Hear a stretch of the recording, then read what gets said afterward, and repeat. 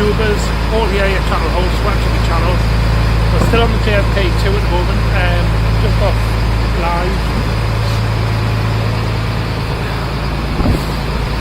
And about 5-10 minutes ago, we saw quite a lot of garage feeding. The one line would be Eon Tower, which is behind us there. I don't know if you can see it. Which is in place for the offshore wind farm that they're building off Blythe.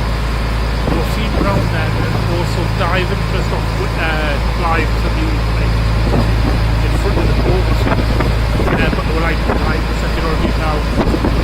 There's quite a few quite a bit of bird activity, and lots of little dolphins. Pages of the signals flashing. But we haven't given up. It's about tonight, we've still got about an hour and 20 minutes on the clock, so fingers crossed